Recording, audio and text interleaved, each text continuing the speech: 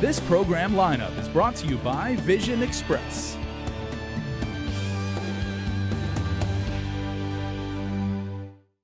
KUAM Communications, official sponsor of the 75th Liberation Day festivities. Visit liberation75.visitguam.com or 75th Guam Liberation on Facebook for all the liberation activities. Biba!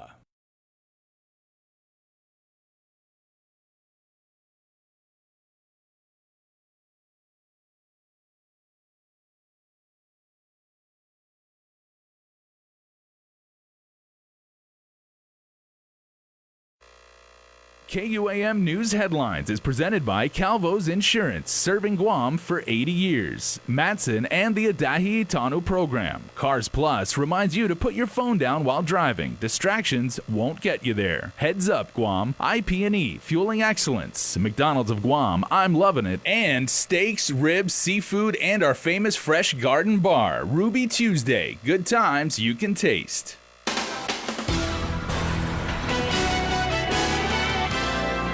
Straight ahead on Guam's primetime newscast, the search for a doctor who will offer abortions as a choice for women is set to begin. Plus, the Office of the Attorney General says there is $5 million in child support money just sitting in a bank. Nestor Lecanto has more on the efforts to track down custodial parents. And our Julia Santos brings you the latest from a workshop focusing on Guam's disaster preparedness. Buenas and Hafide, how are you doing? Efforts to bring a doctor who performs abortions to Guam are getting attention in national media as the head of Women's Affairs says she's moving full steam ahead. But opponents of abortion say GovGuam should be focusing on other priorities. Here's more. Bureau of Women's Affairs head Jane Flores tells KUAM News she's set to begin the search for a doctor who will offer abortions as a choice for women on Guam. My first plan is going to be to contact Planned Parenthood. After the last abortion provider, Dr. William Freeman, retired in 2018, there isn't anywhere left for women to terminate pregnancies on island. 102 abortions performed on Guam in 2018, and according to stats from Public Health, 1,002 abortions have been performed on Guam in the last 5 years. Flores says there are no doctors willing to perform the procedure, which under Guam law is legal for pregnancies up to 13 weeks, also legal to terminate pregnancies up to 26 weeks under certain conditions. Given the circumstances, there's no one who will stand up and say, yeah, I do abortions. Those circumstances Flores is talking about? The pro-life faction of our community. A pro-choice governor and administration on a predominantly Catholic island with a very outspoken pro-life movement makes for a volatile mix. A pro-life prayer rally already scheduled for Friday afternoon in front of Adelup.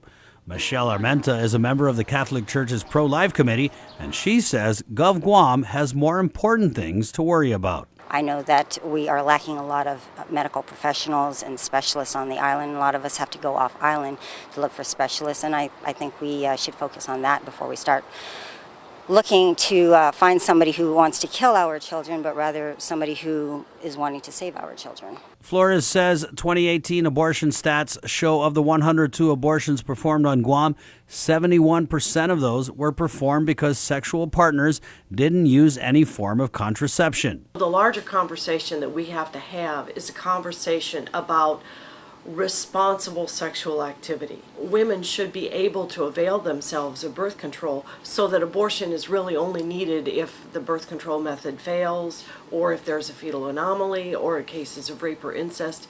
It shouldn't be because women don't know about birth control. If you're not ready to have a child, maybe you shouldn't be having sex.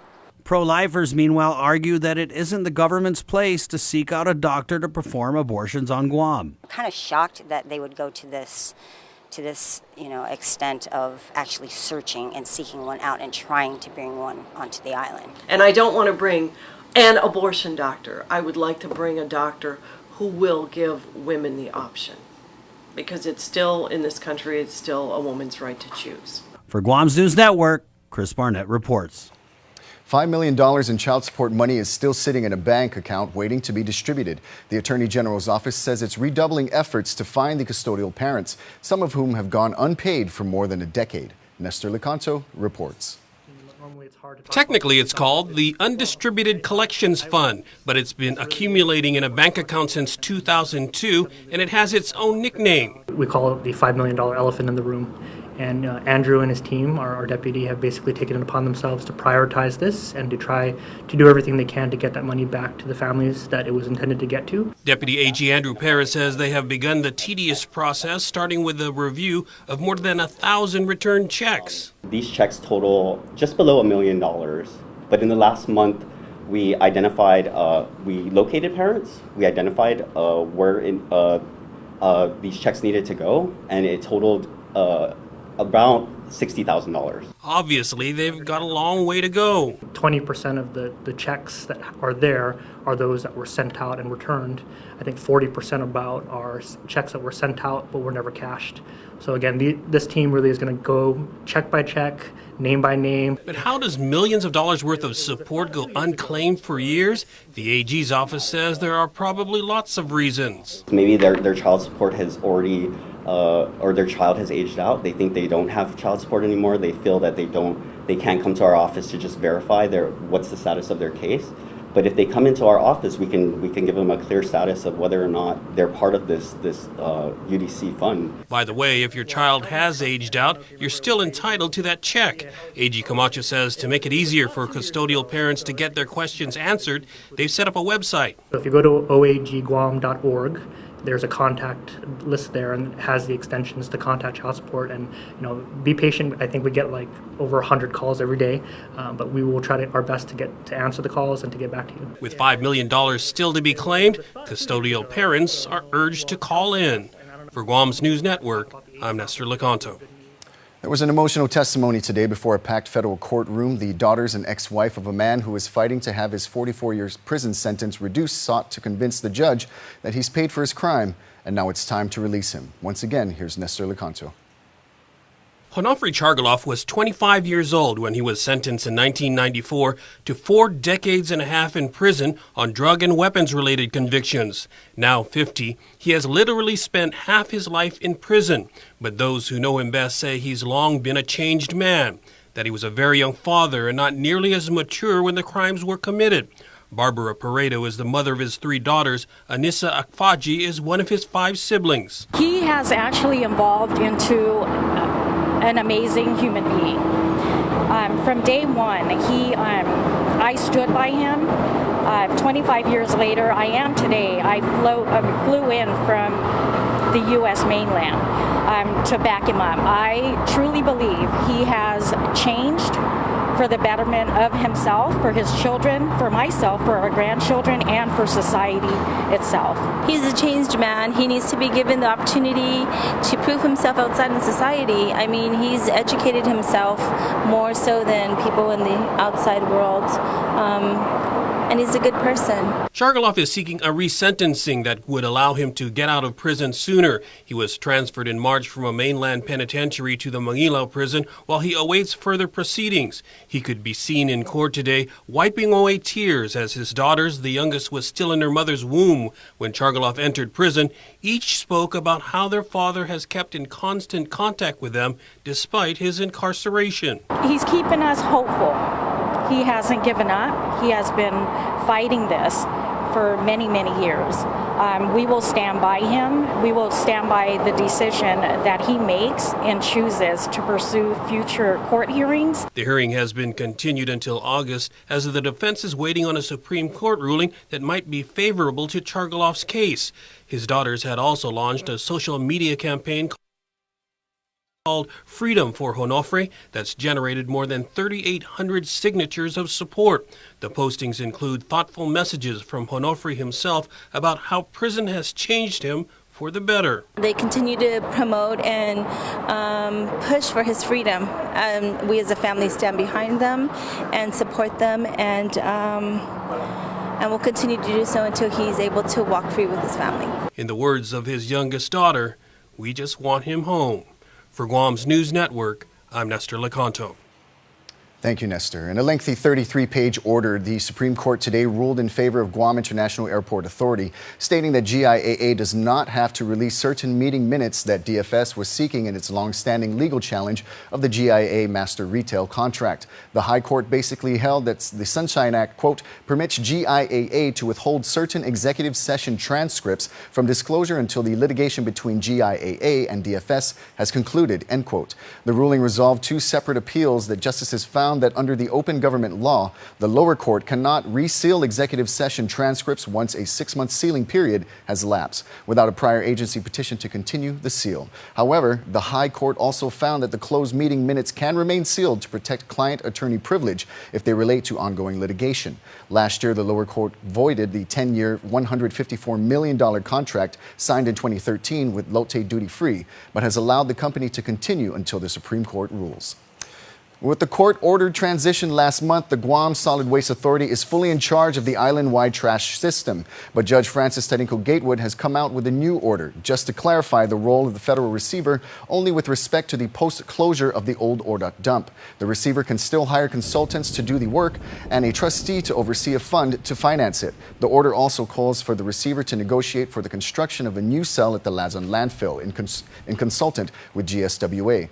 The court acknowledged that GovGuam will issue a new general obligation bond to pay for the new cell, and the borrowing is not expected to result in an increase in tipping fees. In other news, the owner of a Japanese fishing vessel caught breaking federal laws. The Fukuichi Gyogo Kabushiki Kaishi Corporation was indicted and signed a plea agreement entering a guilty plea to violating the Act to Prevent Pollution from Ships and obstruction of an agency proceeding. It was on April 1st, FV Fukuichi Maru number 112 pulled into Apra Harbor for repairs needed to its cargo refrigeration system. When inspectors boarded the vessel, they found multiple pollution and safety deficiencies. The crew was not properly disposing oil waste oil, and other oily mixtures. Additionally, they were not keeping accurate record books on how they were disposing their oily waste as well as garbage. According to court documents, the crew would throw untreated mixtures and trash directly into the ocean. Because the company pleaded guilty, it must pay a criminal fine of $1.5 million immediately, a special assessment of $1,200 be placed on probation for 5 years, and as condition of probation, no vessel owned or operated by the company shall be permitted to enter the exclusive economic zone unless it receives express permission of the U.S. Coast Guard. A hearing is scheduled for June 26. We'll stick around for more news here on Primetime. Coming up, we introduce to you the 75th Liberation Queen. You're watching KUAM. There are more ways to experience Guam via KUAM News, giving you what you want, when you want, and how you want it. From smart devices, Alexa, what's in the news? Here's your flash briefing. Over the web, on mobile, on streaming platforms, with immersive, interactive formats, and via social media where it's more than just content, it's conversation. More ways to keep you informed and entertained whenever you want it, wherever you are, on whatever device you're using.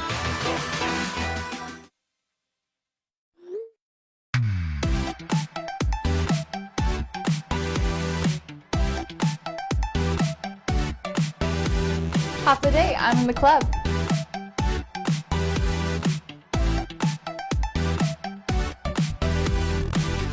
Half a day, welcome to Two Lovers Point. Half a day, I'm in the club.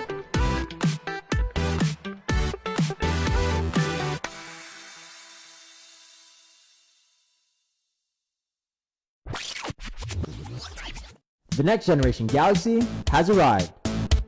See it and believe it. The Infinity O display is the most innovative Galaxy screen yet. Capture the wider world. Take stunning photos with a 123-degree field of vision. Use your phone to charge other wireless charging devices. Don't just stand out, stand apart. When it comes to power and performance, nothing compares to Dodge. And right now at Cars Plus and Mighty, you can save thousands on many Dodge vehicles in stock during our Dodge Performance Days. Like a new 2019 Grand Caravan SE, save $4,250, or save $6,150 on a new Durango SXT. Looking for more power? Take home a new Charger SXT Plus today for only $37,689, or save over $7,000 on a new Challenger GT. Get more power and performance at Cars Plus and Mighty during Dodge Performance Days. Cars Plus, driven by you. From the district court, Vincent Q. Lujan was sentenced to 6.5 years in prison and 5 years supervised release. In 2018, he entered a plea agreement with the feds for his role in a conspiracy to distribute the drug ice. Specifically, he received a package from Tacoma, Washington containing over 111 grams of meth. He was spotted swerving across traffic in Mighty. Once police officers conducted a traffic stop, they noticed the driver, 31-year-old Anthony Cruz, seemed nervous and was avoiding eye contact. According to court documents, Cruz kept placing his hands inside his sweater, even though officers repeatedly told him not to do so. When Cruz was unable to produce his driver's license, officers searched his vehicle and found a container containing 4 unused syringes and a pasty and brown substance which tested presumptive positive for heroin. Cruz was charged with 1 count of possession of a Schedule I controlled substance as a third-degree felony and 1 count of driving without a license. He was booked and confined. 21-year-old Sammy Tosiu is accused of sexually assaulting a woman in Manilao. The alleged incident occurred just before 3 o'clock in the morning Tuesday. The victim just arrived home when Tosiu came from behind a stairway and grabbed her breasts. After repeatedly telling him to leave her alone, she tried to ease the situation by telling him that she would do what he wanted. Instead, though, she called 911 on her cell phone and placed it on silent. According to court documents, it was at that point he tackled the victim, covered her mouth, told her to shut up, and sexually assaulted her. Tosiu faces multiple criminal sexual conduct charges. At this hour, the first in a series of village town hall meetings to discuss public safety is taking place at the Manilao Community Center. The meeting comes in the heels of the machete attack that occurred last week in the village, which 7 vehicles were damaged. 2 people were arrested. Both have rap sheets. Guam's Medical Marijuana Board meets. The board electing Public Health Director Linda Umpinko Denorsi as chair of the board, Jonathan Savares as patient advocate, and practitioner oncologist Dr. Chen Huang. The board also reviewed its budget of $750,000, and reps from GIDA discussed the possibility of a qualifying certificate for the laboratory that would test cannabis. The board is also compiling a list of doctors who are willing to provide written recommendations for medical cannabis. Cannabis Control Board member Will Parkinson addressed the body and proposed waiving testing requirements for medical weed. However, board members have concerns about this and are set to continue discussions at the next meeting. Well, continuing our coverage on disaster preparedness, we spoke to officials at the 2019 Typhoon Pakzu workshop. Here's more. FEMA lifelines, assumptive emergency scenarios, and response and recovery timelines are just some of the issues discussed today at the Sheraton Laguna Guam Resort. Office of Civil Defense Administrator Charles Estevez says the participation from Homeland Security and Civil Defense's federal, military, and private sector partners are going well, and he's excited to implement a new security measure training program. We want to work with our local law enforcement agencies to train private security companies. There's specific tactics, techniques, and procedures that and security considerations when doing security for an emergency or disaster event that are kind of separate than your standard security type of operations. One major assumptive emergency scenario brought up during today's workshop is the potential loss of access to Guam's main source of products and goods, the port. According to Port Authority of Guam Chief Planner Joe Havilana, the port is a hub for distribution to over 500,000 people in the region. So if we lose access to the port, and you're looking at the bridge that goes into the port in between the PD itself, the main island, and into Guam Port Authority, if we lose that bridge access, that would cut off the port from the rest of the island. We've actually worked on several scenarios on how we can be able to prepare for that type of situation. One scenario is via commercial and Navy vessels to ferry port employees and stakeholders back to the main island of Guam. Havilana says the port restoration has always been a main priority in terms of restoration after major catastrophic events. FEMA IMAT Response Division for Region 9 team leader Teresa Serrata says she's very impressed at the involvement and work ethic of the participants of the Pakzu workshop. Serrata says that FEMA's role is to coordinate with the different task forces in order to streamline any support that is required of them via the newly established FEMA integration team. They serve as liaison officers for us in case there is an event. And they also will assist whatever training needs that they have and let us know what's the requirement is. Serrata says FEMA's integration team is important because they act as an advance team for the agency, especially in terms of communications between the local and federal government. It's very helpful because everybody knows each other. You don't want to build a new relationship in the middle of a typhoon. You want to already have established relationships. That way you can already hit the ground running and assist you develop that trust, and it makes it much easier so that we can get the job done to support the survivors of Guam. For Guam's News Network, I'm Julia Santos. Well, Tuesday night, the final counting was held for the 2019 Liberation Queen candidates, and the 75th Guam Liberation Committee is pleased to share the results. The 75th Liberation Queen is 20-year-old Regina Gloria Duenas of Santa Rita. She is the daughter of Mr. and Mrs. Frank and Yolanda Mendiola Duenas and is sponsored by the Santa Rita Mayor's Office. Queen Regina raised $67,190. In total, all the candidates this year raised a little over $193,000. The funds will go to assist in the memorial and prayer services, as well as this year's parade. Congratulations to all the young ladies. Well, coming up in sports, Dave Delgado has a recap from Tuesday's exciting soccer match between Team Matao and Bhutan.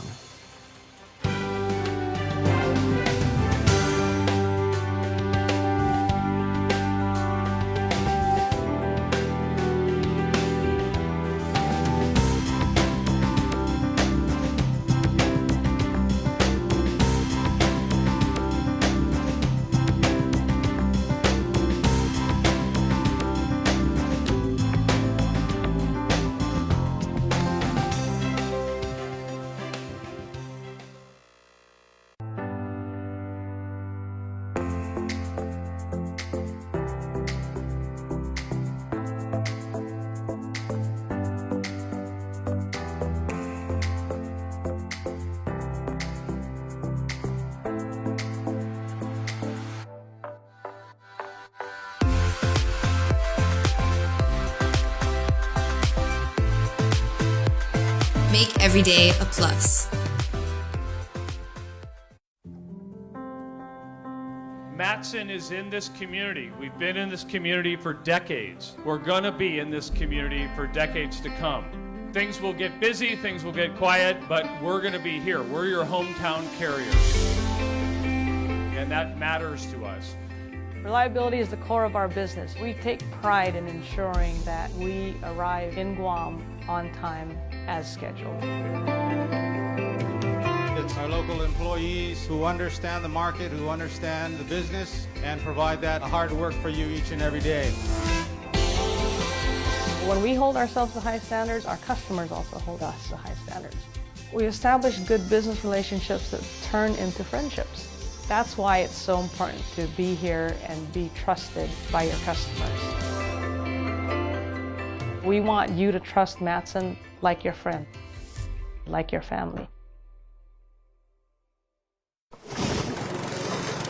MTO, professional janitorial services with a warm hospitality touch. MTO gives that gift year-round. Pressure wash roofs, pressure wash driveways, lawn service, home cleaning, carpet restoration, office cleaning, commercial window cleaning, floor care. When cleaning is in order, MTO has you covered. Call 647-6861 to inquire on how you can receive the maintenance you deserve. MTO, celebrating 30 years with you, Guam. KUAM Sports is presented by Triple J.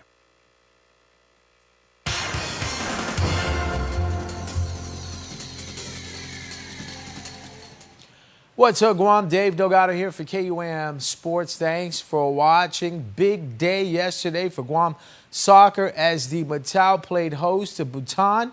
1,029 fans packed the GFA National Training Center to see the Matao get some redemption. Check it out. After losing their match to Bhutan overseas on June 6th, the Matao looked forward to their rematch on home soil. Isaiah Lagutang put Guam ahead after scoring the first goal of the match in the 23rd minute. Shane Malcolm put the moves on the defender to get the pass to Jason Cunliffe, who gets the nice left-footed pass to Lagutang, who took care of the rest of the work. Minutes later, the Matao was on the attack again. Jason Cunliffe on the receiving end of a beautiful Shane Malcolm header. Cunliffe collides with Bhutan's keeper and follows the ball into the box, taking the left-footed shot for the 2-0 lead. That would be the start to a great game for the island's most decorated national team player. Shane Malcolm kicked through the third goal of the match in the 51st minute of play. Jason Cunliffe added 2 more scores in the second half to put Matao ahead for good as they went on to win 5-0. With the win, Matao moves on to the second round of the FIFA World Cup Qatar 2022 and AFC Asian Cup 2023 preliminary joint qualification round 2. The big difference was we turned up today. and we believed in ourselves, and we played as a team, which is what we've been working for the last 14, 15 months. Playing at home's always been good to us. You know, a little bit of a fortress. We've always taken points off of everyone except Iran during the last World Cup qualifiers, and that was the #1 team in Asia at the time. So playing in front of our friends and family, we always perform. You know, as hot as it is for us, we know it's that much hotter for the opposing team. And as you can see, it poured on them for the 90 minutes, and as the game went on, they were basically walking at the end of it. Serving our family, our island, and our nation, celebrating 38 years of service and sacrifice, the 2019 Guam National Guard 2K, 5K, Tautamona Run, Walk, Stroll is scheduled for July 6th at the Guam Premier Outlets in Tamuning. Registration is open, $10 per person or $40 for a group of 5, $15 on race day. Proceeds will benefit the Guam National Guard's family readiness groups. Race bibs, numbers can be purchased at the Guam Air or Army National Guard units. Goodies, sporting goods, and Mark's General Merchandise. For more info, call 682-3169 or 687-6573, or you can also call 735-0409.